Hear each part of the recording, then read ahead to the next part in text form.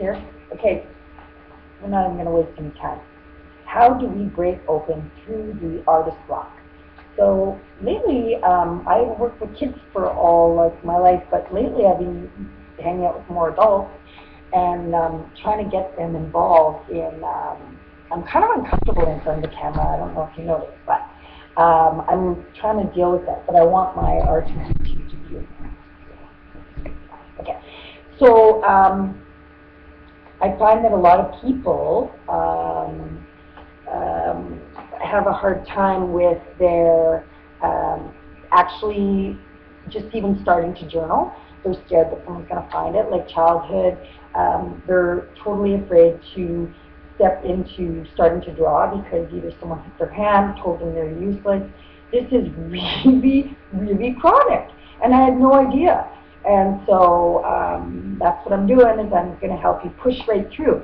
So part of how we break open through that is by recognizing that a lot of our shame from childhood is kept at that second chakra area, and that's what's called our unconscious creativity. So that's why people get involved in lower forms of expression over and over in the forms of addiction, because they haven't allow that energy to liberate up to the fifth chakra. And the fifth chakra is where the magic is, where it's conscious creativity. So it goes from water to ether pretty quick, and it's a more subtle vibration, therefore it can be directed. Water can be pretty overbearing. So we want to let it flow, and we let it flow through journaling. So I do what are called morning pages, and it's journaling 3 pages a day.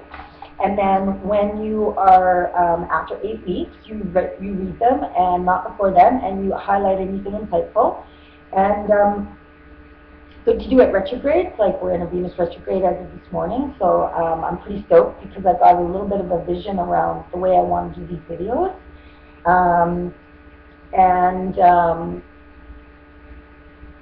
Okay, so once you get in the discipline of your pages, you will be inclined to want to draw.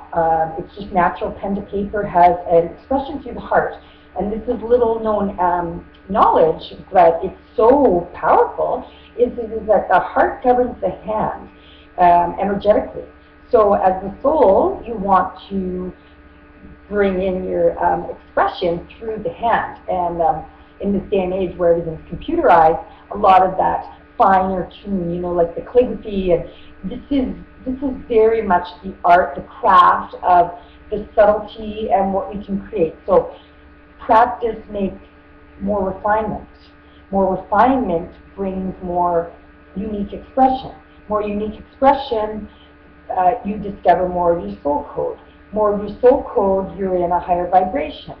And to maintain that vibration, it's always good to keep up with these disciplines, and then you'll start getting off on it. Like, seriously, you will not be able to quit drawing. I draw with my iPod or my laptop. I very much need music. And hey, it's like there's so much to explore. So kosmick8 journey through fifth dimension. Try to journal 3 pages in the morning, preferably first thing after you meditate for 20 minutes minimum, which you could also really benefit from. Between 15 and 20 minutes is when the magic sort of occurs. Not all the time and every time, but the idea is that when you're in that stillness. So when people say to me, oh, I walk and meditate, or I meditate in my own way, that's cool. But there's glory to be had at that level of stillness, where the parasympathetic nervous system, which is the goddess energy, which is the yin channels, which is the feminine qualities of surrender, acceptance, emote rather. We allow the theta wave to move in, which is part of the causal plane, and we experience more synchronicity.